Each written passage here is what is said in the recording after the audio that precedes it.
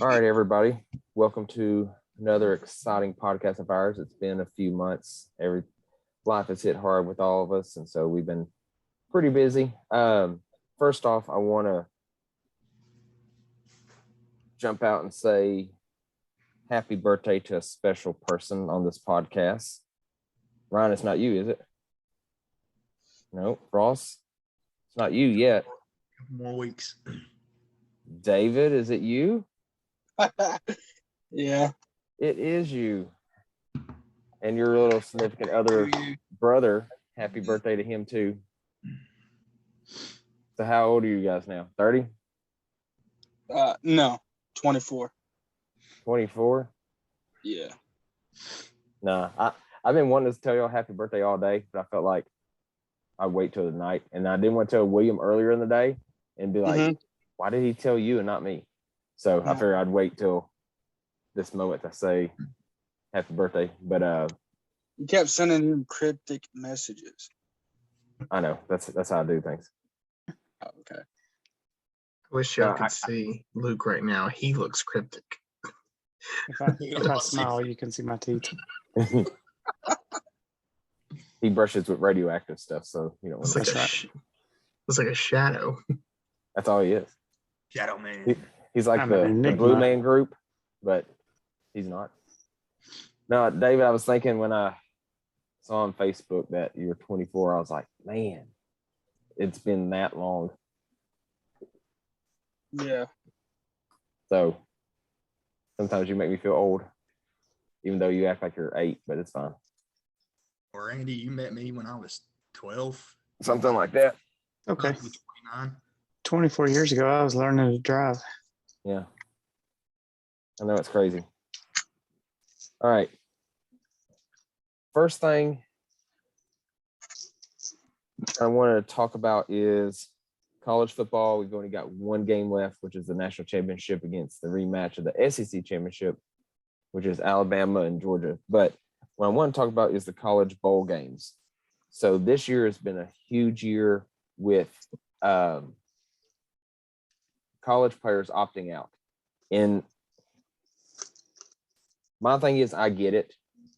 College players want to opt out to get ready for the draft and things like that. And, you know, and like Kirk Herbstreit, Charles Woodson, all them, you know, they made a comment about how when your team clinched a bowl game, you got to go play a bowl game.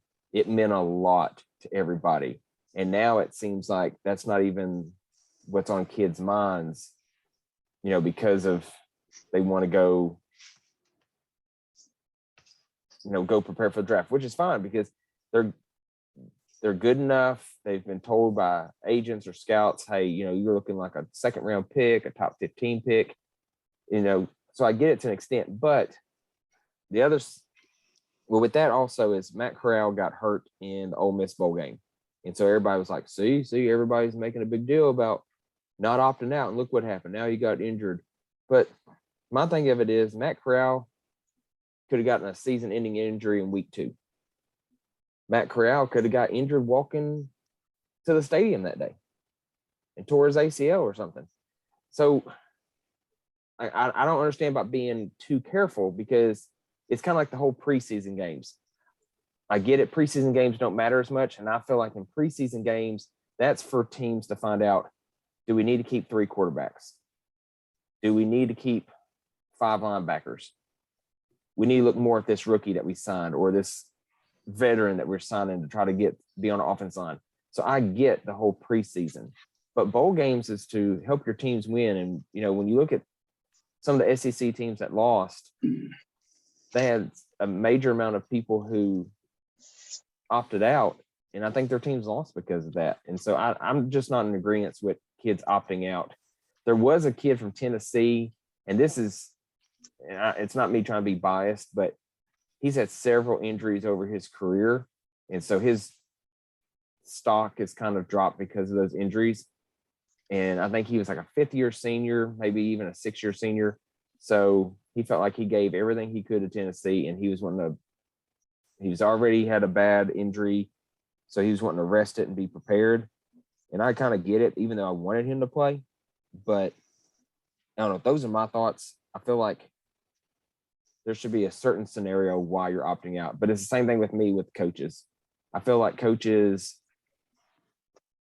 shouldn't be able to leave their team and go to another team until the season's over with. I feel like there should be some kind of penalty there because there's no loyalty. And I get it's just a job, but you sign on for a team, you should have to deal with it. So what are your thoughts? Ross, we'll start with you. What are your thoughts on the opting out? Like, where's your stance?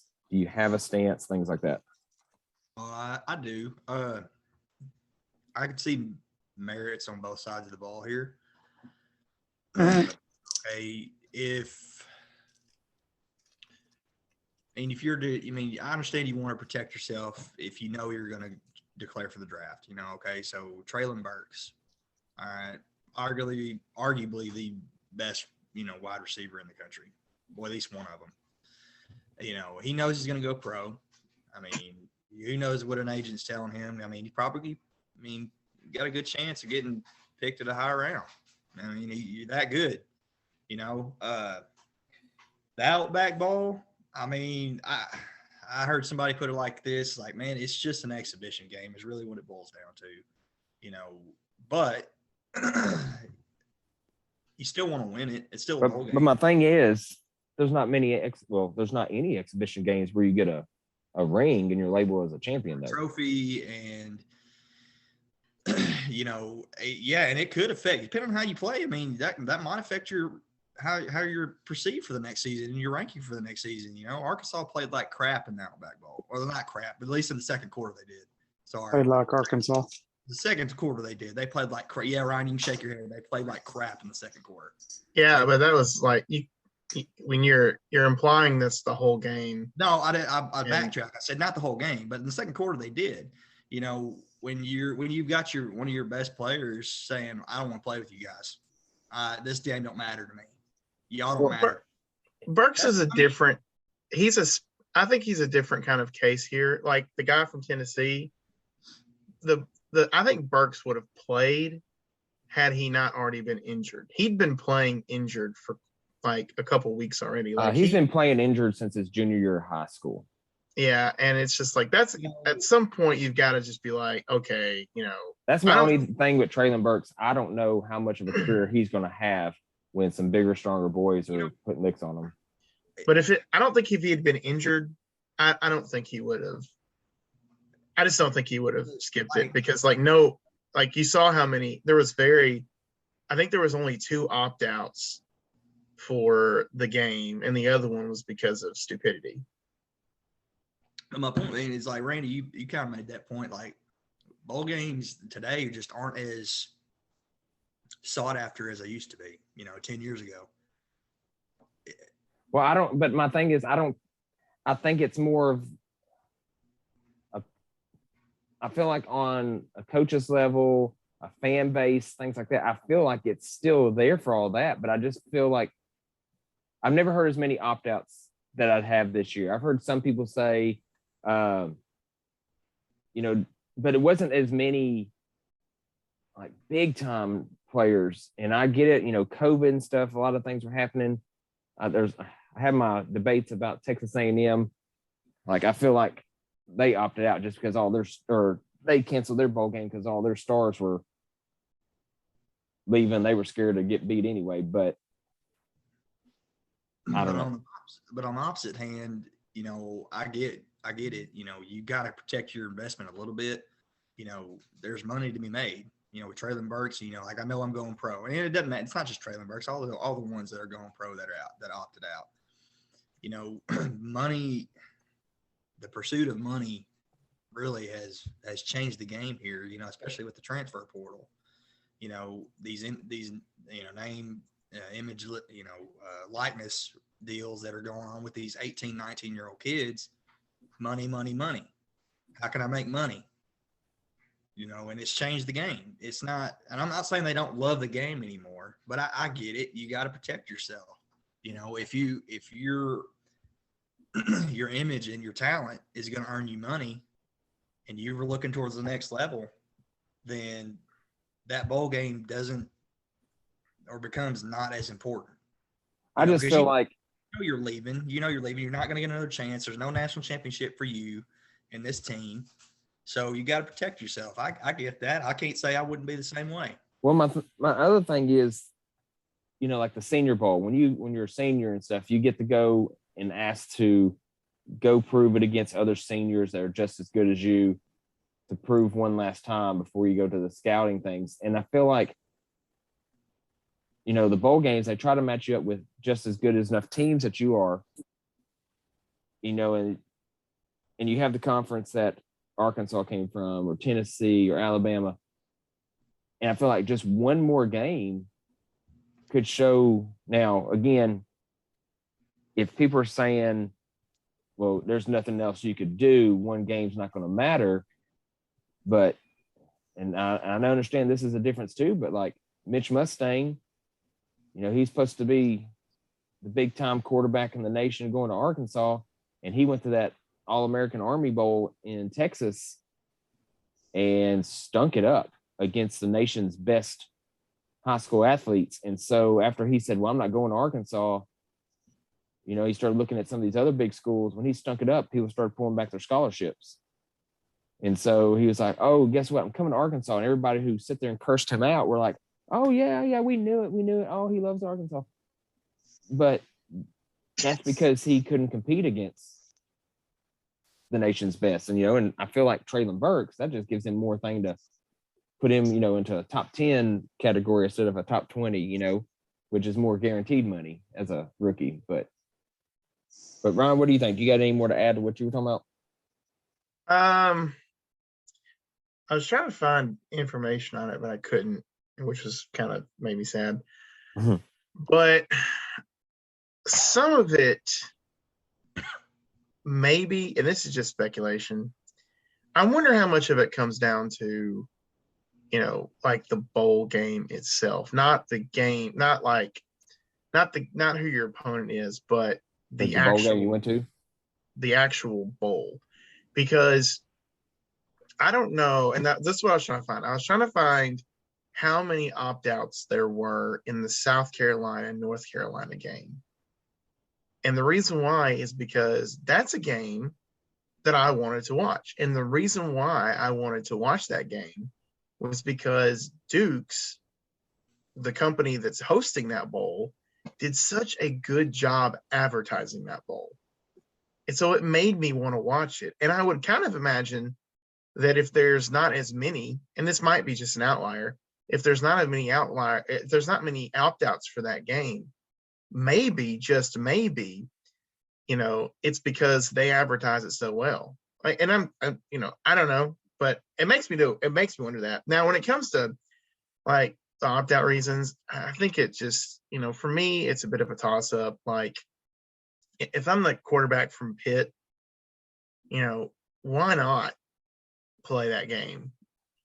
I didn't understand that. I think it was kind of cool for Matt Corral to play that game and everything. And at the same time, and this is not me I understand why people that have been injured might not want to play at all, because it's like, Yeah. you're already hurt, who knows how much more hurt you can Well, get. see, and I get that, because you might end up aggravating an injury even worse to where it does cause you can't go through all the scouting stuff. So you do drop, and then it might linger on for a career where you could rest until August. Yeah. Like, I think about Grant Hill playing in the NBA.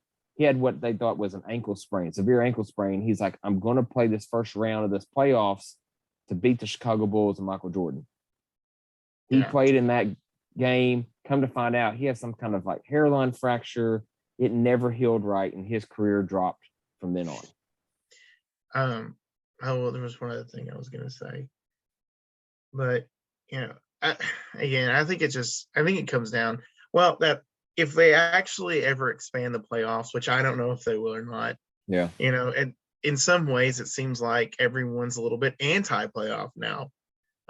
We could get into that on a different day or later on, but if they expand the playoffs and made, like the New Year's 6 games, playoff games, you're not going to have as many opt-outs because people are going to want to be doing Yeah. everything they can to play for a championship and everything. So I think it kind of comes down to that as well. But it's, it is what it is. Like it feels like it's a case by case basis on why Yeah. the person is opting out. Like again, but going back to Arkansas, we had a guy that opted out because of, he's been playing injured. The other guy opted out because he did a stupid thing and got a DUI, and he was probably going to be, or he thought he was going to be suspended for that game. And so, it was like, I'm just going to go ahead and declare for the draft. Yeah. I hate that it happened. I hate that he did that. And, I think the guy was, hope he doesn't do that again. But, for me, for that, it's like, well, that's a sort of a dumb reason. Of course, also with that, I thought it was dumb to declare for the draft the day after you get The UI. a DUI. I'm like, I don't think that's going to help you. Yeah. But it is what it Unless is. it's Texas drafting you. I guess you got a point there. But All right. so case by case. Yeah. Luke, what are your thoughts? Well, to build off of a couple things that have been already said, number one, where's your sense of pride? Like you're on a team that made it to a bowl game. I would have loved it if my team had made it to a bowl game this year. And so I think you earned that. You earn a bowl game. They don't just hand those out. You have to have a 6-win season at least. And especially like the higher up bowl games, you've got to play. You're expected to, you're depended on. And then that kind of ties in with the second thing. You're talking about money for being drafted, but what about the money that school has already invested in you? Right? So if you're a scholarship player and they've paid you to come to their school, you have to play. You've already received a paycheck for that bowl game. That's part of the season that you agree to play for. So you not only should you want to, you should have that sense of pride that drives you to play and compete. You're kind of expected to. You've already taken money as earnest money that you're going to do your job, and that's your job now. And see, I thought about that too, because like I said earlier about the coaches, you signed a 3-year deal to be the next. Yeah, you're in it for all 3 years, buddy. And then after 1 year, you're like, you know what? Nope. This Alabama job came available. I'm jumping ship. I'm like, and there's no punishment with that. And then especially if they leave, if they recruited illegally, we'll buy out your contract. School gets in trouble, not the coach really, unless he stays. But I feel like you signed a letter of intent to go play at that school, and I feel like there should be. And I get it. It's still, some people say, I saw this the other day, well, they're just kids. Yeah, but now it's kids that are getting paid for, like Ross said, their likeness and getting sponsorships. And now if they're not kids anymore, this is their interview for the NFL. I think once they can something make like that's the adult decision to sign a contract, they've become an adult. Yeah, they're 18 and their name's on the line. They're done. I think something like that is coming down the pipe, like with this NIL thing, because I mean, when you have, everyone's been mocking it the past or since he said it, but he's got a really good point. And Nick Saban earlier, and I think Kirby Smart actually said the same thing, said that the NIL is good, but basically they were saying if left unchecked, it's going to create a giant imbalance in college football. Yeah. And everyone's like, well, there's already one with Saban, but he's really looking out for the other teams. I think that's kind of what he's saying. He's saying, yeah, we're just going to keep on keeping on, and everyone else is going to fall behind. Well, so exactly. Like, look at Alabama. I think there's going to be some kind of a contract thing coming. I think there's going to be some kind of, rules on this. It's going to be like a contract, and I think in some of those contracts, you're going to have something like, either an incentive, like you play a bowl game and you'll get money from it, or if you're gonna be a part of this NIL deal, this is what you have to do to maintain it, or for us to maintain it, for us to continue paying you as much as we're paying you. And I believe that will be, a bowl game will be a part of that contract. Now that's just me speculating. I don't have any other proof on that. Just it just feels like that's going to be a thing that happens. Well, like people are going to look at the big name schools first. Like look at a quarterback that has never taken a snap for Alabama and gets that huge NIL deal before the season starts. But since he's the quarterback for the University of Alabama, they felt like he was going to be good and Heisman Trophy winner. Look at Spencer Rattler. So, like that's how they're going to look at the Oklahomas, they're going to look at the Alabama's, they're going to look at the Georgias, and they're going to say, Texas A&Ms. like, these are going to be the schools that are going to have the big name players. And if you can say, well, you know, if you can influence kids too, say, man, if you were wearing that Crimson Tide jersey, we could probably give you $1 million easily. But if you're wearing Tennessee, I don't even know if we can give you 250,000. And I hate to say that, but David, what's your thoughts? My thoughts. I didn't even know college kids were getting paid. Where were you at in our last podcast a while back? Where have you Last been year, past dude. year? Oh shoot! I got kids in my class doing research papers on that topic. I mean, they did say last year, like, hey, NCAA football's coming back. Yeah, David. My bad. I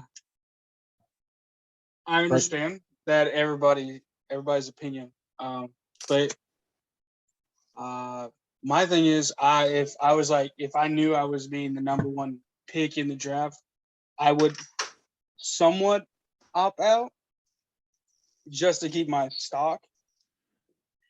But then there goes the sense of pride when my team actually is in. It's like if Tom Brady opted out of the Super Bowl, right? Right. That's bad. Bad look on the team, bad look on you. So I understand the sense of pride. My team actually made it to a ball game. So why not play? And even if you lose or you play well, right? That may give you even a better chance and higher stock. Why not play it? Well, see, Why not risk it? and I get that too. You know, if somebody says, hey, you're going to be the number one pick for the Jaguars or for whoever's going to be the number one pick. Yeah. You know, my thing is, I get it. And there's some people that there'll be a high pick and they came from Syracuse or they came from a North Carolina or South Carolina because their position is what teams need more this year. They need more defensive ends. They need more cornerbacks or whatever because it's just not the year of the running back or the quarterback, you know, because everybody's got their own quarterback.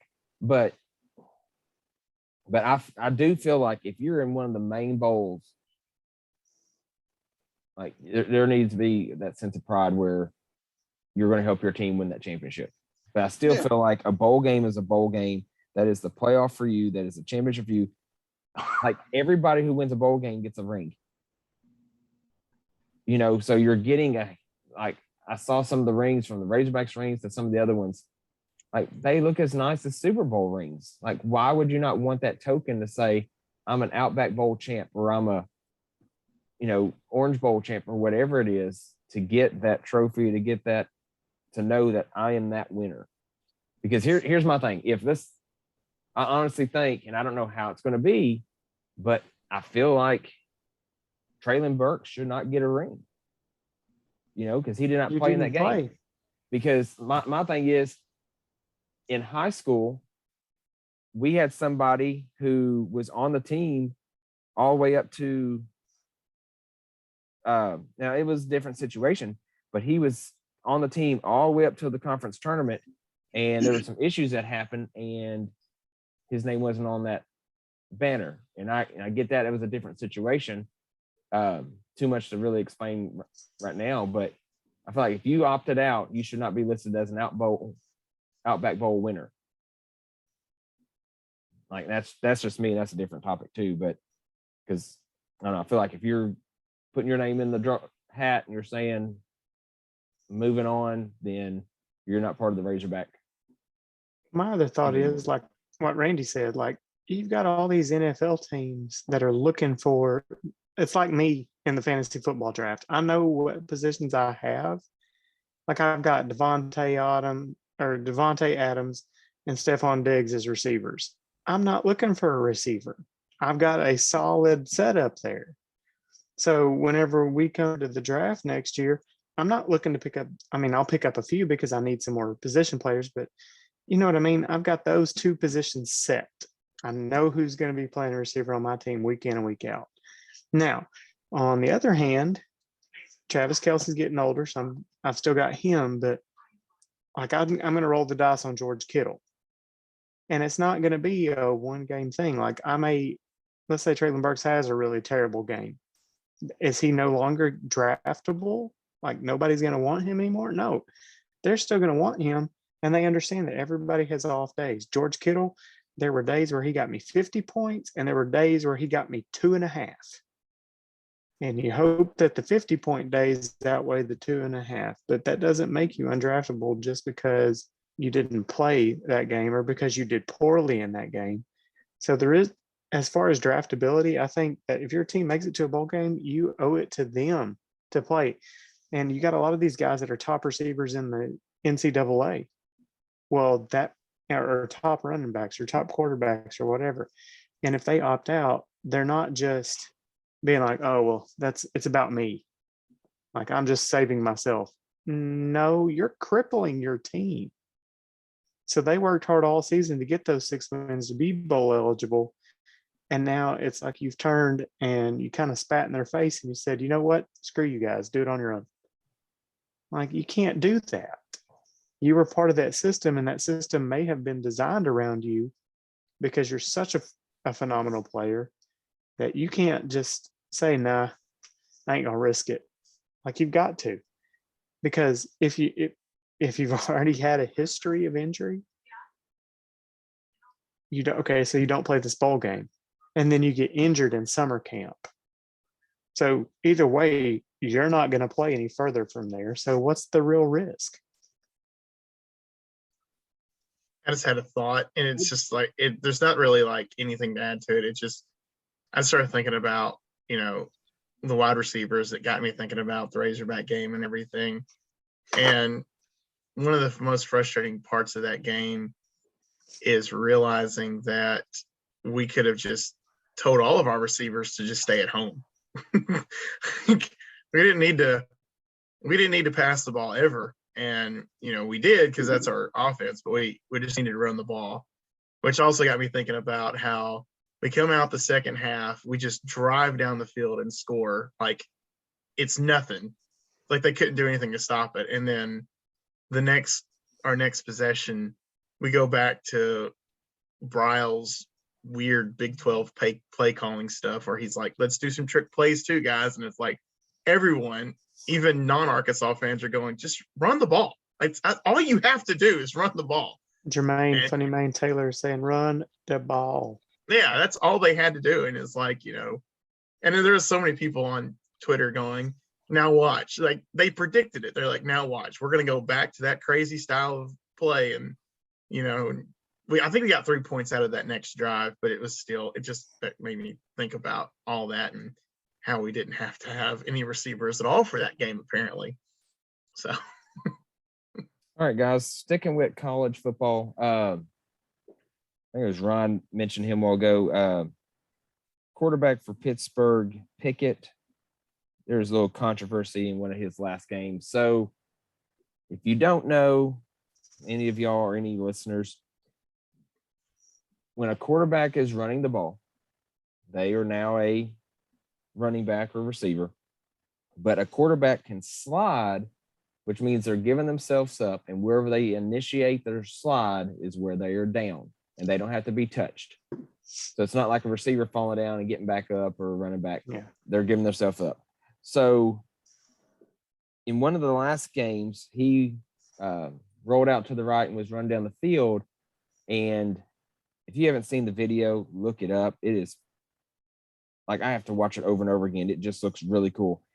He attempts his slide, but he doesn't actually make contact with the ground, and he's able to pop back up and ran in for a touchdown. 2 or 3 of the defenders that were around him gave up, because if you breathe on a quarterback, it's going to be a 15-yard penalty. And Especially how it if they is slid. NFL, that's how it is in college. It's all the same. So if they would have tried to hit him as he was sliding, then that's 15 more yards. So they did the right thing by stopping, and of course it bit him in the butt. So my other thing about that is it's just like anybody who's running out of bounds, especially quarterbacks. When they're running out of bounds, you're thinking, well, they're giving themselves up. And so you slow down too, and all of a sudden, boom, they take off down the sideline. Like, you don't want to get a penalty. So you're kind of like in a lose-lose situation. But a week or two after that, the NCAA did implement a rule about the fake sliding thing. So they kind of fixed it. So my question to everybody here is, do you think that's fair for them putting that rule in? Do you agree with the rule? Like, what are your thoughts with how the rules are? Well, I guess how the rules have been to what they could be now. David, what do you think? I don't know. I don't know. I just seen the video. Pretty good move. Is it like illegal to do now, or? Yes. Really? Yes, about a week or two later. That's what I just said. They had about implemented a thing where if you fake a slide, then it'd be, I guess, either they're down or a penalty. I'm not sure what it is. Luke So, has his hand did up. that touchdown count, or? Yes, No, that it touchdown counted. count. That was live because that rule wasn't in effect. It was the first time that's ever happened that we know of. See, and I got the perfect comment on this one because this is just like a fair catch. If the receiver waves his hand over his head, you're not allowed to touch him whenever he catches the ball. Now, if he was to drop the ball, you can make a play on it, but you can't touch him. And it's the same thing as what's happening there. Like, you can't fake a fair catch and then catch it and run. It's either one or the other. And it's there to protect that player. They're vulnerable in the moment where they're unprotected because their full focus is on the ball. And if somebody comes in and hits them, it can really hurt them, right? Quarterback the same way. That's a really valuable player. You can't run an offense without one. So it's a trust thing too. So he violated the trust of that play. It's there for the protection of the quarterback. And he basically made a mockery of it and took advantage of a loophole because it looks like he's initiating the slide. Okay, like Randy was saying, they're not going to hit him if he's initiating a slide because I don't want to A, injure him for real, and B, I don't want to get my team a penalty. So he shouldn't be able to do that. And here's my other thought on this. If somebody were to do that, they were to initiate a slide and then cancel it and keep going. Not only should they receive the penalty for whatever it is now that they've got this new rule, they should also not be able to slide the rest of the game. So anytime they do go for a slide, they're open target. That's just me. I don't know about that. Yeah, I was gonna say I don't think they're gonna do that one. Well, But then don't do it. Then don't fake a slide because all you did Yeah. was cheat the system. Well, And yeah, so but that's an unsporting move. that you means open that it. now you're leaving them out to try to get hurt the rest of the game if they can't. Nah, he just Slide. doesn't So- slide anymore. He just takes the so- sack. what Well, now Lucas- it's going to be a sack if he's running. what Luke is saying, like about the fair catch Run thing, faster. believe it or not, there was not a rule for that until recently. And because back in the Chad Morris era of Arkansas football, that happened to Arkansas, where the guy, it came across as he got a fair catch off. And of course he never did that. Talking And about so- North Texas. Yeah. But that's actually a rule now that you can't whatever he did, you can't do it anymore because But he when came you look across at as it- a fair catch. Well, came across to the Razorbacks, I guess. But Yeah, because nobody blew a whistle though. Yeah, but So the that's referees actually didn't. So here's my thing. Everybody said, well, he moved his hand. Well, the referees didn't see him move his hand. yeah. Well, the thing So is, like he's that's got to move actually his hand to there's get in actually position to catch too. there's actually a rule because of that now. I didn't know that until like last year Well, like I and said, everything. But like my that. thing is, here's what the Razorback should have done in that situation. Should have laid his butt out. Fire Chad Morris on the spot. Until you heard a whistle, like How many I even tell my volleyball girls, I tell I my was gonna basketball girls, say- play until you hear the whistle. how many times since like fourth grade have you heard the play doesn't stop till the whistle blows? Yeah, but like I said, that's like a new rule now. Like I said, I didn't know it until last year. But I absolutely agree that it's cool in the moment. Like what he did was cool in the moment. But it's already hard playing defense. Like it's playing defense is. They say I know the quarterback is the most important position on the field, but playing defense is just it's work because you got to make sure that you're tackling in the right spot. You got to make sure that you're doing this, and this. And when you already have to make sure, like when it's like, especially a quarterback, it's like, okay, well, we have to hit a quarterback a certain way. What he did, it was super cool in the moment, but there needs to, He violated the trust. Yeah, after listening to defensive guys, like NFL defensive guys, talk about it and explain like why they didn't like it, I was like, okay, that makes a lot of sense. So I don't know what the penalty is. Is it like a 15-yard penalty from the spot? I don't know. I feel like they'll just say, no, you're down right there. Kind of like if you fumble the ball and the ball goes forward, the ball is where the fumble happened, not where it went out of bounds. Yeah, that's what what got me thinking too. Has there ever been anybody? Because I think Randy, you said this. Has there ever been anybody that like faked like they were going out of bounds and then all the time cut up? I see it all the time. It's just never. It's never really registered. I've seen Russell Wilson do it. I've seen Michael Vick do it. I'm sure. Like I see him all the time. Like slow down, and so the defender slows down. But then again, if you hit them, they're giving themselves up, quote unquote, and so that's a penalty. Yeah. But Then then again, again, in that position though, they're still in bounds, so it's still not a bad hit, or Yeah, it's still not an illegal. but the thing hit. is, it's a quarterback, and he's slowing up, so he's giving himself up, and so that's what So sucks. there's actually like I guess you could do another like not a case study on it, but like what it looks like if they, let's say this had happened, because like you had a chance for that to happen today in the Miami New England game where they ran a fake punt and the dude slid and the running back who was on the punt team, he went down to hitting. Now he barely scraped him, but it was still enough for them to call the flag and everything. And see, like, that's what a defender has to go through every single time someone starts to slide. If they didn't make that a rule, is like, okay, is he actually going to commit to the slide or is he not going to commit to the slide? And, darned if you do, darned if you don't kind of issue there. So again, I think it's absolutely, you have to, you've got to make a rule against that. Or of course, there's going to be so many quarterbacks out there that are going to like use that to their advantage. I absolutely have no doubt in my mind is the same as a slide. Yeah, I have no doubt in my mind that the one quarterback this year that if he could have gotten away with that and they would have taught him to do that would have been Matt Corral. Like if they knew that they could have got away with that, this whole entire year, Matt Corral would be fake sliding all over the place. Well, they're already fake injured the whole time. So. I mean, that would be the case because Lane Kiffin, until they have a rule against that, Lane Kiffin's going to keep doing it.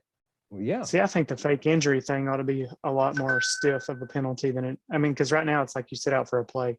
Like, no, if you're injured, you sit out half a quarter or a certain amount of minutes, or I think until they can five get plays or something like that, because there's teams that take advantage of that all over, and not just college and pro. Like that's all the way down to junior high and high school, and it's just annoying to watch. I think there will be some kind of rule change to it this next year. There has to be something bad enough where you think we cannot take a chance of our player being out for a whole drive or a whole quarter. There has to be something bad enough where they say you have to have all this protocol. You're out for the rest of the possession. Yeah. I mean, and it's like, and the thing is, like, you could just watch the teams that do it, when they're doing it, you're doing it when offenses are up tempo. I mean, of course, you even have it's like a timeout in basketball. You're just doing it to break momentum.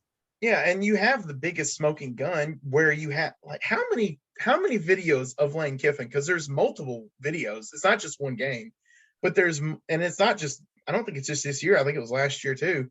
But there's multiple videos of Lane Kiffin telling his players to get down. Yeah. Don't run off. Get Well, down.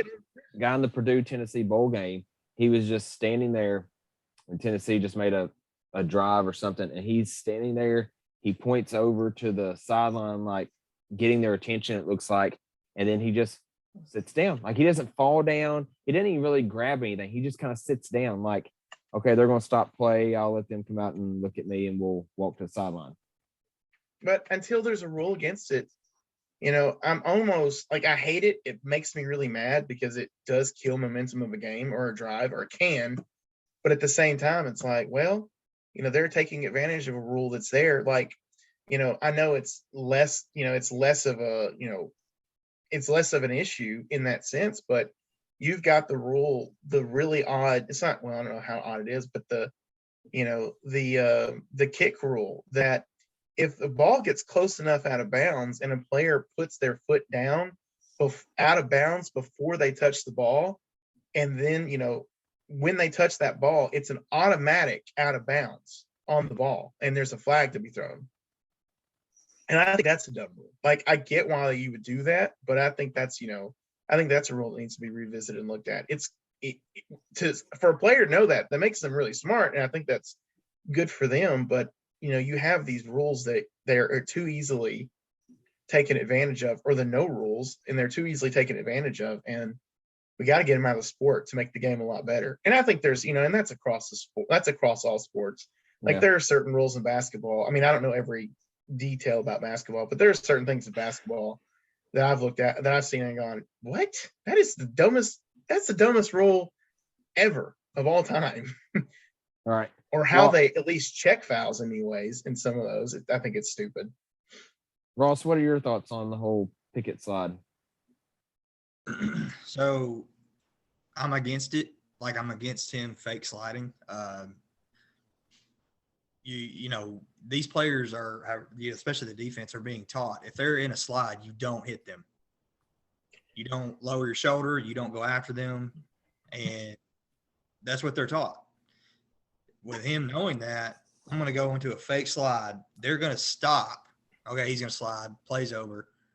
But I don't know. He popped back up. Now I have to regain my momentum, and he's already by me. And then he goes in for a touchdown. Okay. When quarterbacks, or any player, if a quarterback goes into a slide, player runs out of bounds, punt returner signals a fair catch, you're signaling and saying, like, this play is over.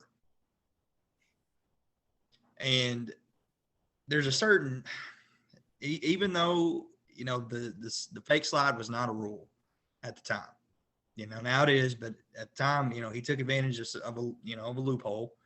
There is a certain honor and respect, I think, that these coaches need to instill in their players again, or reteach them or something, like just recently, like even today, like there's a video circulating around of a player, I think it's a high school team. Y'all may have seen this on Facebook. He's running to the sideline, holding his arm, stops at the sideline, and then they snap the ball and takes off running. And internet connection unstable. No, we still hear you. Okay. They throw it to him. He scores a touchdown. That's honor. That's dishonor. That's crappy. You're faking an injury to score a touchdown. You're faking a slide to score a touchdown. Okay, take the North Texas Arkansas game. Especially now, like, how many times this year did we hear, they stop forward progress? Don't get me started on that. They've been hitting on that. I know Tennessee, right? They've been hitting on that very hard this season. Well, forward progress was stopped. Forward progress was stopped. Forward progress was stopped. And okay, the North Texas Arkansas game, that really wasn't a rule, or if it was a rule, it wasn't enforced very well, because he caught it and he just stood there. If somebody had laid him out, they would have been like, "Oh no, he fair caught it." He was a defensive player. He wasn't even moving. You know what I mean?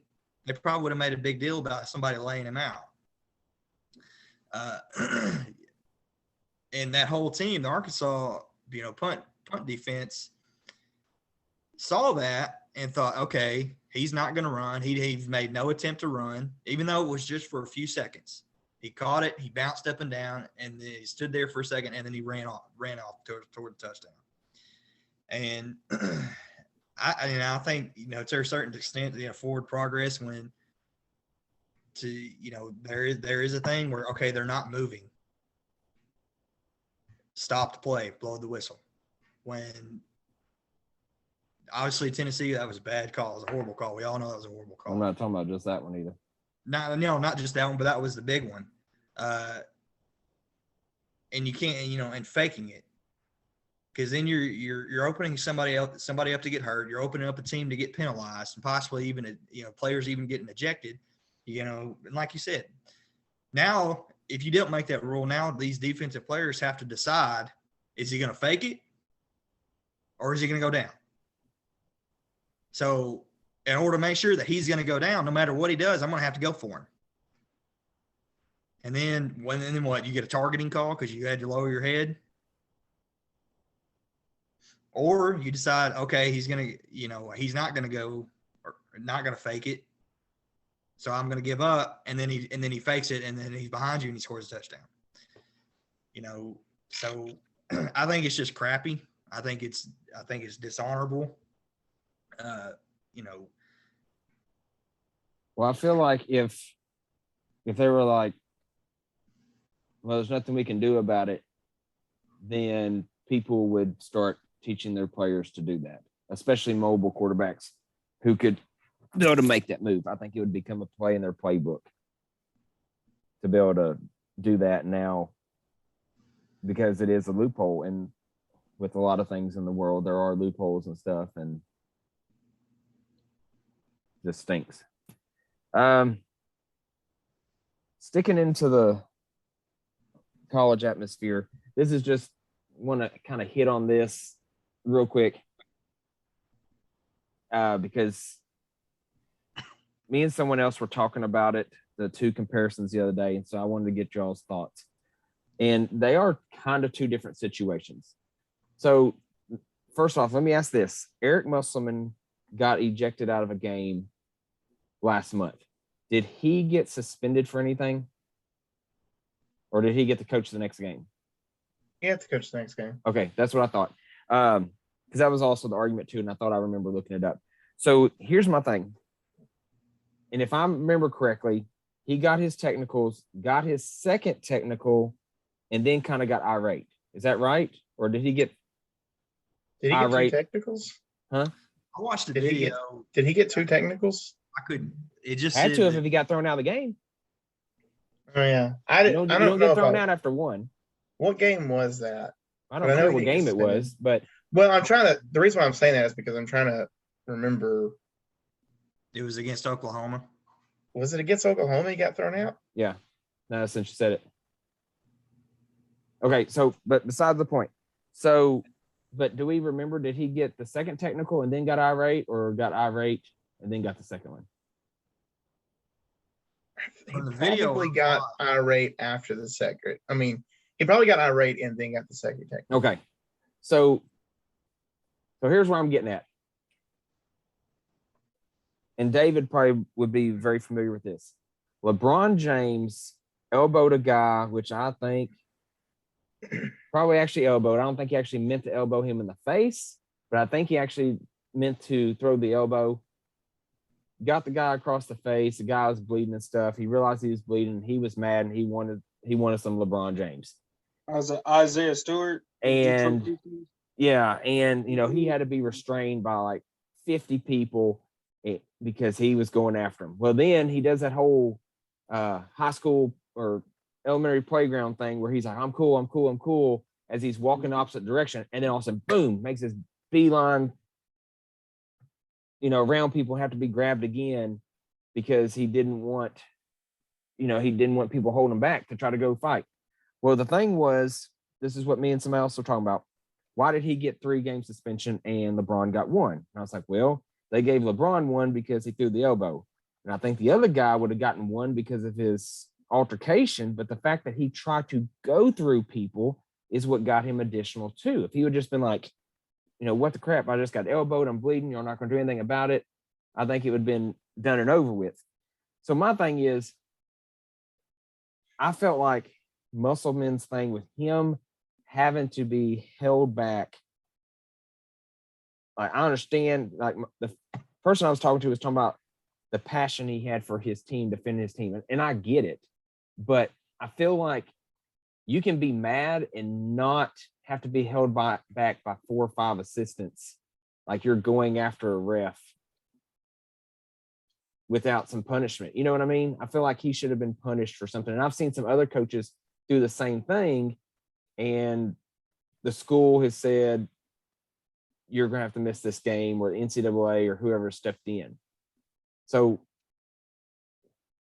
Ross, what are your, like, I think it's depending on, like, anytime you think of a coach getting irate, it's usually because the ref didn't see a foul. Like in the NBA, usually you see the refs or miss a call, and then a coach would be super mad. Like I've seen Steve Kerr get mad over a missed call, and I'm just like, yeah, I can see why, a coach would get irate because they want to protect their players. I don't understand that. Like with the LeBron incident with Isaiah Stewart, he escalated it in front of everybody, and we're all on that. They're all on national television. He escalated it to a point where it was not that serious, right? I understand you got elbowed pretty bad, you're bleeding, right? Get that taken care of first. You don't need to toss around your coaching staff, your players. There's no need for that, and then act like you have no common sense. Well, I get No, that. That's why he no. got those extra 2 games of suspension. Some That's coaches how I too. feel. But my Some thing coach- is, like, with Musselman, and like I said, it's not just him. This is just what was having to be talking with somebody else. But like, why did he not get any kind of, penalty or something for how he reacted? The penalty is the style, or the penalty is just how we've already played this year.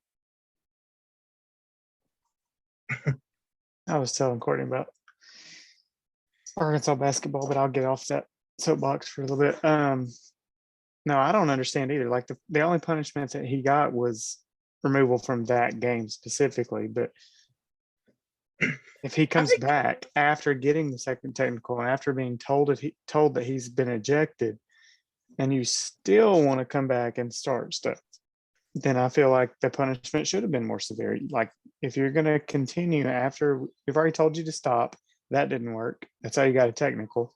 We told you to stop again. That's your second technical. We told you to leave. That's what happens after the second technical. And you're still there. You're just not getting it. We don't need you here. We don't need those comments towards the refs, or the refs are saying you're done. Go away. You're done for this game. Well, see, in high school sports, There should have been. A player or a coach gets 2 technicals, they don't get to play the next game. And that's high school sports. And I Yeah. get that's a different thing. But still, that's But- high school. So you would think that for college or even pro, that it would just escalate from there. I think it depends on intent necessarily. And I know it's like, I don't know how you prove intent of what they're trying to do. Well, But you I mean, can't a prove lot of these somebody's getting coaches, hurt in college football either. So that's true. But what I'm saying is, like, I know there's like some basketball coaches out there, Calipari is one of them, they'll get thrown out of the game to try to like spark their team into, playing better and everything. And Like the movie Hoosiers. yeah, that's what he was doing. I don't know. This well, team I is, get, but I don't you see how a getting team that- like this. But my thing is, so little with talent Calipari and getting that mad bad. and sitting there pointing at across the thing, and like I said, Calipari's had been pulled back too. But just getting thrown out of a game and sitting there getting fired up and yelling at a ref and walking across the court, but like trying to like get through your guys, unless he just really wasn't trying to do that, like you're saying, the intent. But I feel like it shouldn't look that bad. like you were actually trying to get in that ref's face and make it Yeah. worse. Because let's say something happened. I don't know, remember how close the ref was, but let's just say something happened. You slipped out of your guy's hands and you bumped into that ref. You open up a whole new can of worms there. You do. I mean, like I agree with that. Because now they're going to say, oh, he was going after, like they're going to look at a different situation. Like, oh, his intent was to knock that ref out. Yeah. But I would say that most likely his intent, now this is just what I know about the team and everything this year. His most likely his intent was to try to get his team to play like a freaking team. And he's, it's not like just nothing seems to be sticking at all. And you could see it in the games. And that goes into actual gameplay and everything. But it's like when they start playing as a team, they realize they're playing as a team, and then they're like, well, time to stop doing that. And they start playing bad again. So, Like, but what would I mean, yeah, I don't. What do you guys think of the penalty? What do I Like- think of? Which penalty? Well, no, like, say, like this coach didn't get penalized, like from the league or from the school, right? But what if you were in charge and that was your coach? What would the repercussion be? Like a fine or? Well, if there's Suspension. nothing in the system like it is in high school sports where you have to sit out a game, then like Ryan's saying, you don't know what you can do with the intent. So if I was the athletic director, I can't sit there and pull him aside and say, hey, Coach K, let me know why were you doing that? They said, oh, I was just trying to motivate the team. Oh, okay. Like I can't prove anything. Like the LeBron thing. Did it look like he intended to swing? Yes. But I really don't think he realized the dude's face was there. I think he was thinking that Isaiah Stewart is this tall. I'm fixing to swing my elbow. I'm fixing to bang my elbow into his chest to get him off of me. And then I think when he turned around was like, oh crap, I hit him in the face. You can see him say my bad. There was players on the other team that said LeBron was immediately apologizing. Like that's the other team saying that, not the Lakers. The other team saying LeBron was like, oh, my bad, my bad. It was just probably frustration, like get off me. And then, so it's, I mean, in the case of Musselman, there's 4 entities three entities that could bring about punishment if they wanted to, and 4 that have a say. The first would be Yurchek, our AD, and I'm sure he had a conversation with him about it. And I would not be surprised. I really would not be surprised if he told him, like, I'm trying to get them to mesh. I'm trying to get them to actually work together. The next one would be the SEC, which I don't know if the SEC would care enough to try to say you need to suspend him for 1 game. Then the next would be the NCAA. And the NCAA, I think it just depends on how bad it looked and everything. I don't know who the refs are, because usually for like games like that, they might not use Big 12 refs or SEC refs. They might have used like a different conference's refs. I don't know. But if it was a different conference and they felt like their refs were disrespected, then I'm sure they could go to the NCAA and say, hey, we would like you to do something about this because we don't want our guys to be put in harm's way. And then I'm sure the NCAA would either A, take action, or B, again, do the trickle down thing and say, well, all right, SEC, you do something about it. And the SEC could say, all right, Yurchek, you do something about it. And it might not come to anything. Well, I know with recruiting violations and stuff, usually the school hands down the things, and then from then on, the NCAA steps in and goes, you know what? They did a 1-year suspension. That's fine. And if they don't feel like you said, Ron, if they don't think that was enough, they're going to say, no, we're going to say 3 and you've lost 10 scholarships. So, and also that being said, it's like, for some programs out there, and I don't know if Arkansas qualifies as one of these programs just because we don't really do a lot in terms of like negative things that get caught anyways. But there are certain programs out there that their coaches could probably kill a guy and they would get slapped on the wrist and go, you son of a gun, you shouldn't have done that. And I'm speaking directly about LSU and Auburn. yeah. Well, I'm going to say this. You're talking about with basketball? Yeah. I have a hard time even looking at the LSU basketball coach. And then Bruce Pearl, love Bruce Pearl to death. He is a great guy overall, but he did less at Tennessee with having a barbecue and getting a 5-game SEC suspension and then getting in even in more trouble later on than what he just did this past year at Auburn. And he got a slap on the hand compared to what he got in Tennessee. Oh And man, I don't agree with that. I'm so annoyed. I hate those two programs with every fiber of my being because, like, the NCAA came out and said, well, Auburn did enough last year to prove that they were sorry. And it's like they gave themselves a postseason ban from a postseason that they never even were going to have in the first place. Like they weren't going to the NCAA tournament. That should have been this year. And then, LSU, like the whole FBI isn't on that. How do you get away with that? Yeah. But at the same time, it is LSU. So, all right, guys, let's move on real quick. Definitely got one, maybe two more things if we can squeeze it in. Want to talk about the NFL playoffs. I was talking to Luke about this earlier. So right now, the playoffs are 99% set. So right now, it's the Packers having the bye and home field advantage. Then the Buccaneers, Cowboys, Rams, Cardinals, 49ers, and Eagles that are completely set there. And then the AFC is the Titans getting the number 1 seed and home field advantage. The Crazy. Chiefs, the Bills, the Bengals, and the Patriots have clinched. Right now, 2 teams that have a chance. They are the 6th and 7th seed is the Raiders and Chargers, who are playing right now.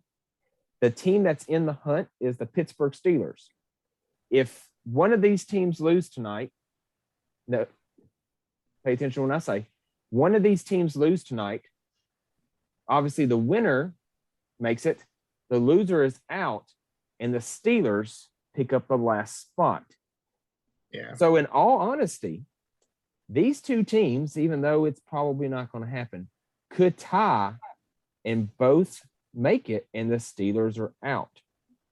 So here's my thought before we move on to our own predictions. I understand competition, you want to make it, but my thing is, if there's no shot of you, like right now, Chargers have a chance to maybe bring it within 8 or 7 points with 5 minutes left. Let's see what happens after this play. Well, not with that duck. If they decided, all right, we're going to overtime, tied 29-29, we're going to kneel on the ball. We're just going to throw the ball into the ground. You do the same. Both of us make the playoffs. There's no loser out of this situation. That could happen. Except for the fans. Yeah. So, but my thing is, you just gave them a great 4 quarters right now. So, like, that could happen.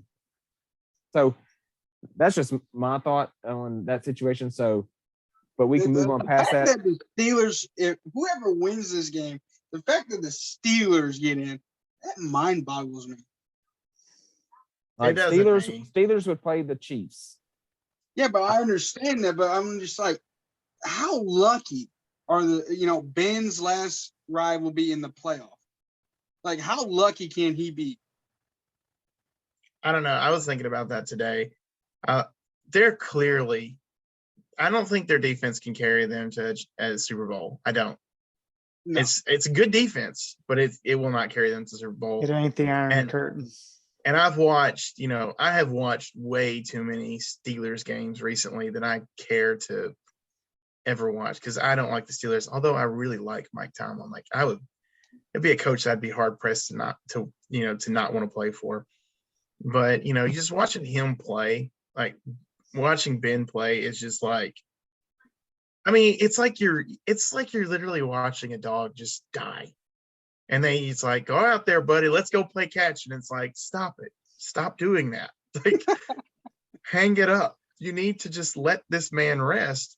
Well, And his 3 or 4 balls years ago, he was like, I don't think I'm coming back. I don't know if I'm coming back. I don't know if I'm coming back. And then he decided he's coming back. And since then, he has never talked about retirement again. Yeah. I'm like, but how do you go one I year mean- thinking, I really think this is my last year to, yeah, I'm still going to play. Oh, but the fans talked about his retirement. I'm sure, like, dude just needs to retire. We I need to think get it some really new talent in alters- here. I think it really alters the Pittsburgh's, moving forward.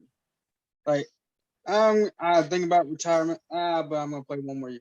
You're really halting the progression. That yes, they need a new quarterback. Obviously, this Mason Rudolph not so good. Yeah, he's not. Who else they have is not that good either. I You know, think uh, I- if I kinda think they'll go if for, Deshaun Watson is an option for them, I mean, go I for it. think he'll. That's what I think they'll do. I think it'll be Deshaun or Russell Wilson, or there's another quarterback. Maybe Wilson even wants to stay in Seattle. He wants Maybe Rodgers. even Ryan Fitzpatrick. Now, maybe. wait, does Russell Wilson say that so he doesn't? Oh Like, no, Russell he's Wilson leaving. doesn't seem like a guy to want to stir the pot like a Deshaun Watson or an Aaron Rodgers. He's Or maybe leaving. Nick Foles. I mean, I don't know. I mean, Like, he's you played have to everywhere else. really He might as well think- play here too. This mean, is a situation. It all Seattle's comes down to situation. money. Really does. It really comes down to money. Like whoever is willing to pay me the most is where I go. I wish we I were doing a truly podcast believe. a couple years ago when I said when all these the Legion of Boom people were leaving, and I said we'll see what happens when they start giving all their money to the defensive players. How good Russell Wilson would be. I'm not saying he's not good, but he is They not a have Peyton not Manning. performed well. He is not a Tom Brady. He's not an Aaron Rodgers where he has made everybody around like look at DK Metcalf. He is good. Look at Tyler Lockett. He's good. Baldwin was good. But the thing is, Russell Wilson needs a defense to help him win. Yeah. Like that's I simple as agree with that. that. And I called it when they were saying, no, we're giving all of our money to Russell. We're not going to try to keep these guys around. And they slowly started leaving, or they started getting unhappy, like the Richard Shermans, like the Thomases, the Chancellors. They were all just like, we're done here.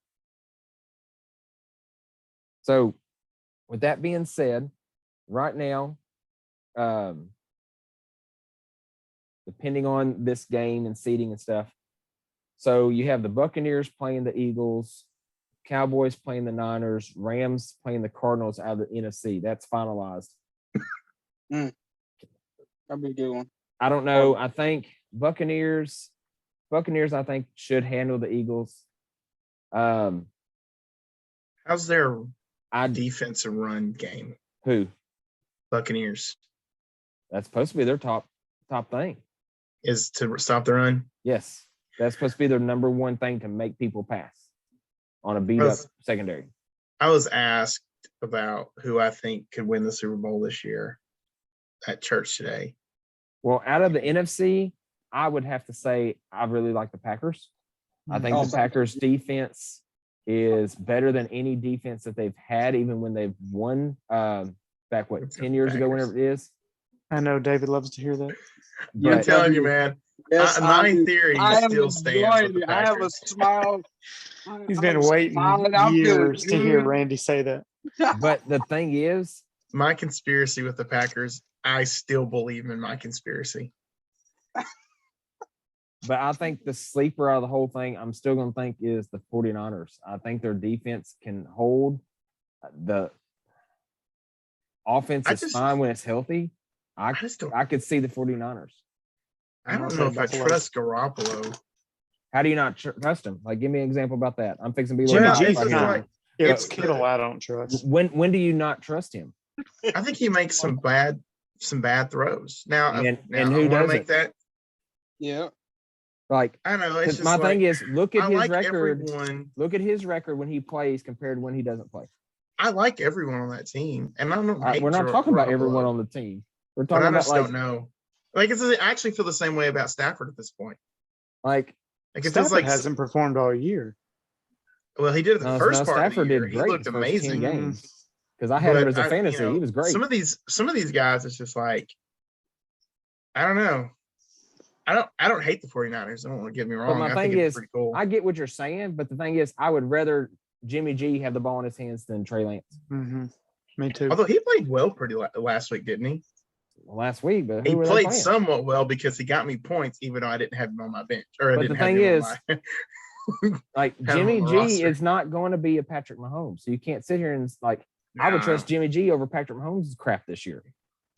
Yeah, that's another thing. I would don't trust Jimmy think- G over Tom Brady throwing I don't- interceptions week in, week out. I don't think the Chiefs will go that far. The Chiefs are think going to go. The Chiefs are going to go that far if their defense.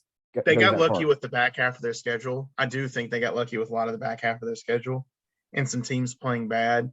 But like their biggest weakness has been the run game for their defense. And just, and you got to go up against like someone like the Titans who exclusively Henry's run the coming back. ball. I would say the Colts, but Colts fans out there that might hear this. You had 2 Y'all, games to win. Y'all How lost. can y'all not win in Jacksonville? I don't understand. Everyone won in Jacksonville. What is except it for about Jacksonville? and the Colts? what is it about Jacksonville that is just like, did someone curse the Colts and say like you'll never win in Jacksonville again? Well, it's just like the 49ers have beaten the Rams the last 7, 8 times. Man, and it's almost like too, like for some reason the Patriots have a difficult time against Miami. But I think I the know some of these Cardinals. games are weird. I think the Cardinals cooled off like the Seahawks did last year. I don't think the Cardinals have it. I think if they had their defensive guys If still they- there, well- it'd be a different story. And they lost their main running back. Connor and- Connor got and- injured or something. Their wide And so receiver. he sat out. Yeah. Now, see, I disagree on the receiver because they've had pretty good. I had Kirk as part of their receiving core, and he did great for me in fantasy. But depends on the James. week. He's more of a boom Yeah, or bust that's guy. true too. Although I got to go But back. with James Conner sitting out, I want to go back to the 49ers just real quick. Even if Garoppolo can't get it done passing, Debo Samuel can. Yeah, that was luck. That was a horrible looking throw. I think the toss-up is anyone in the NFC. They're all good teams. I think anybody in the top 6, I don't think Eagles have a chance. But I would say the one out of the competitive ones, it's a tie between the Rams and Cardinals. I just don't know which one of those could get over the hump. one thing, and I know like I think Tom Brady is like some kind of weird alien thing at times. And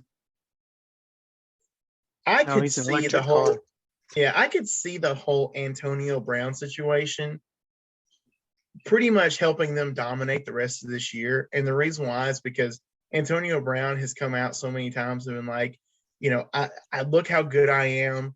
You can't, basically he's kind of alluding to you're nothing without me. And it makes me Yeah. feel like Tom Brady's going to go watch and then just destroy everyone. I feel that. Like, I feel like that could happen. But I don't know. I just like all these NFC teams that are in it. Like, I think they all have a good chance. There's not a single AFC team that I feel comfortable with. Yeah, I really think I honestly Denver. believe It's that got it's to be Denver. Man, but next year it's coming. We got a new coach, 9th pick. Oh, Super Bowl ready team, according to the guy that fumbled the game away yesterday. Well, 2-point version's good. It's 29-22 with 4.5 minutes left. The tie's coming. I think if they stay hot like they have been when their players playing it, the Bengals could sneak into the Super Bowl. Yeah. I mean, I'm it's just worried. It's crazy. The last couple weeks, and I know Mixon's been hurt a little bit, but I feel like if they end up focusing too much on the pass, that might hurt them. Yeah.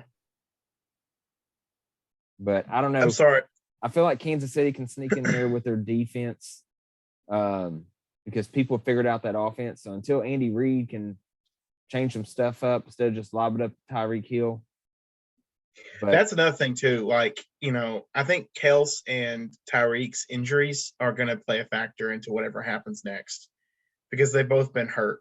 I don't even think that's. But an I don't issue. care. I hope they, They were healthy. They didn't get shut down. They were healthy in the Super Bowl last year. whoever So- they play, I would love for them to stomp them into the dust. And I think the Titans, I'm scared that the Titans are going to focus too much on Henry, and people are going to shut him down. He's not going to be fully 100%, and that's going to hurt them. Did Buffalo make it or no? Yes, they're a 3 seed. It's so annoying. I hate the Chiefs so much, but I know they're a 2 seed, but I hate them. Their first game is Las Vegas or Pitt. Come on, Las Vegas. I need you to win this game. Nope, they're going. You have a better chance of beating them than Pittsburgh does. All right, Ross, who do you think your Super Bowl pick is going to be? Like, not the winner. Who do you think is your top 2? Dude, I ain't watched a game this season. I don't know. I don't care. You know, Tom Brady always finds a way to do it. You know, he seems to always find a way to make it to the Super Bowl. Going off what Ron said, you know, when you've got that toxic player in the locker room and they just up and leave, I don't know why. It just lifts spirits and makes things better. You know, I think we've all been there at some point where you don't have to deal with that person anymore. You know, Antonio Brown, I don't know much about the guy. You know, I've read a little bit about him. You know, a lot of people seem to think he has some actual mental health issues going on, which, you know, Godspeed dealing with. If he does, I hope he does get help if he needs it. But, you know, if you're that type of player who's bringing a whole locker room down and you just in the middle of a game, I'm done, bye. You know, Tom Brady can get it done. You know, he's already proven that. You know, everybody said, well, he'll be nothing without the Patriots, and then he went to the Bucs and won a Super Bowl the very first year. Yeah. You know, my father-in-law, he's a Chiefs fan. Randy, you're a Niners fan. You know, it'd kind of be cool to see Dallas make it just because of the, you know. No, I'm out.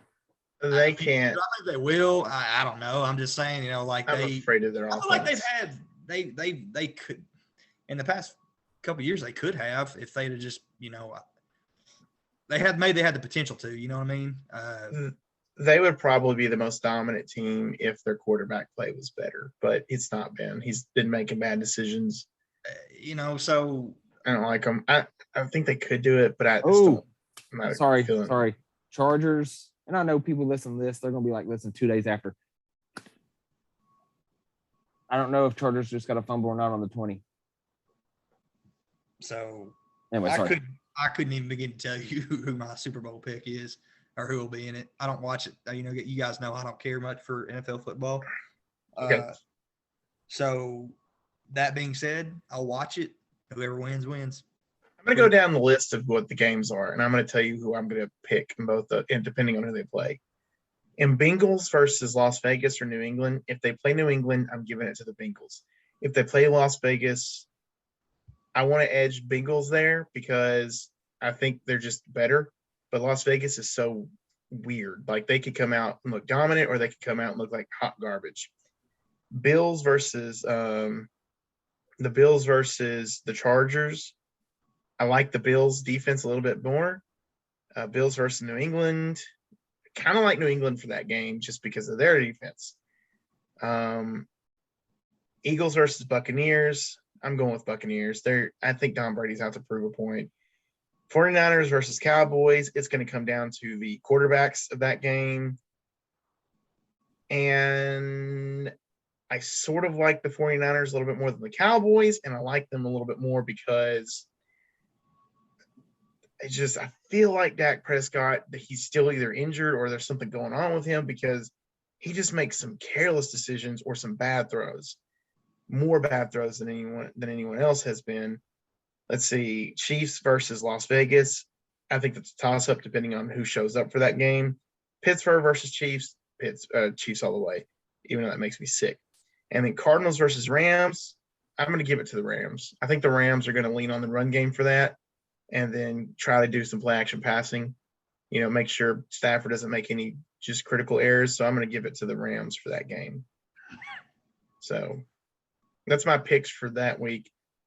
I really do believe, and I'm not joking when I say this, I really do believe that in the final hour, all of Green Bay is going to be sitting there going, yes, we might go to the Super Bowl. And Aaron Rodgers, no, he's going to do that on purpose. It's not going to be a choke. It's going to be it's going to be a giant flip off. I'm out of here. Screw this organization, and he's gonna quit on the team and everything. Although I thought it was coming last week when that report came out. They're like, he might boycott the Super Bowl. I was like, yeah. See, I'm telling you, he's gonna do it. He's gonna do something that's gonna screw that team over because he's a vindictive person. He's vindictive. And y'all think he's going to take y'all to the promised land. He's not. He's going to burn the whole thing down and then leave to Denver or Pittsburgh. I would not. I don't know. I don't want to be like, nah, he'd never do that. This man hasn't talked to his family in forever. What makes you think you're special? I don't know. He holds grudges. All right, Ryan. So what do you think? Who's your who's gonna make a Super Bowl? Okay, so right now I'll give you the teams that I like probably the most for Super Bowl. I like the Buccaneers, and I like the Buccaneers, the Rams, and the 49ers. And I'm not super sold on the Rams, but I like the Buccaneers and I like the 49ers. I think the 49ers, if you take away the mistakes on Stafford's part, I think the defense can probably vault them into the Super Bowl. On the other side of the coin, I like I like Tennessee and I like the Bengals. So, and I could very much see a Bengals Buccaneers Super Bowl. That's kind of where I'm at right now. And that's just that, and that's without watching all the games because I don't have the ability to. But what Joe Burrow has done over the past couple of weeks, and he can win a shootout. That's a thing. He can do that. I kind of like them to see if they can take it all the way and everything. David, what are you thinking? I like the Rams. I don't want to go with the Bucks, but it is Tom Brady, and he usually shows up in the playoffs. I love my team, the Packers. I want the Bills because Josh Allen is very exciting to watch sometimes. Their Maybe offensive production's gone down. Yeah. Maybe the Titans, but I don't want to rely on Derrick Henry that much. And I don't want to see Patrick Mahomes, but it would be good to see Joe Burrow as well. I don't know. So my picks, I don't know. If the Bengals can get Mixon more into that run game and still be where you don't know if they're going to throw for 500 yards or run for 100 yards, I could see the Bengals sneaking in there. I don't think the Bills are where they were at last year. But other than that, only thing I think of is Chiefs, because even though their schedule hasn't been as strong, they have found ways to win. But I don't think that will win them a Super Bowl because I think they've got the defense figured out on how to stop Tyreek Hill and Travis Kelce, because they're just not doing what they need to do. So I really think, unless there's a big surprise that the winner of the Super Bowl is coming from the NFC, I'm going to say my first pick is probably going to be the Buccaneers. Well, it's going to be either Buccaneers or Packers. Packers defense is pretty aggressive, but it's just going to be depending on how well it's secondary for the Buccaneers can do. He also, and this sounds like an implausible thing, but if one of these teams, and like I know I said, about Tom Brady earlier, but if one of these teams decides to go ahead and pick up Antonio Brown since he was released, he could be signed to a team. That could be a factor. Like, that could be a legitimate factor. in who makes it the Super Bowl. And, you know, oh my gosh, that was almost a good catch. Yeah, it was. But, you know, like I could see, crazy enough, I could see the Kansas City Chiefs signing Antonio Brown, you know, to get them one other weapon. And if they do that, it would annoy me, but I could see them winning a Super Bowl off that. Yeah. Everything. We getting Zadarius Smith and Bakatari right back in the playoff. I could also see the Rams signing Antonio Brown as well. Good night. All right, guys. I think we're going to stop right there. Luke is having some technical difficulties, so he's had to go. Other than that, got some topics for probably next time, some Marvel questions. A lot of good info tonight. David, happy birthday. Tell your brother happy birthday. Okay. Hope you all had a great day. Hope you have a great next 24th year.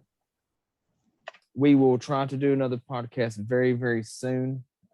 My schedule is always crazy. So we will look forward to getting that. Now that football season's over with, like college football season's over with, well, tomorrow, I'm pretty much, I don't got nothing going on anymore. After NFL season's over with, it's basketball and football. Yeah. So, and I think the Rams I think Las Vegas just maybe, never mind, there was a flag, but I think Las Vegas just wrapped this game up. No. We're gonna see. Well, and not necessarily. There's 3 times. Nope, never mind. That's gonna be a first.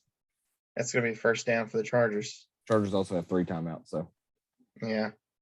Well, Right. they would have been where the turnover was. It would have been. They could have just kicked a field goal and put the game away. All right, guys.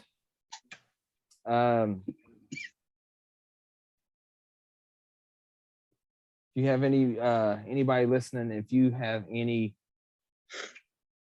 topics, any questions about things that we have talked about, feel free to join us. Feel free to send some info in. And that is it for us tonight. Looking forward to our next podcast.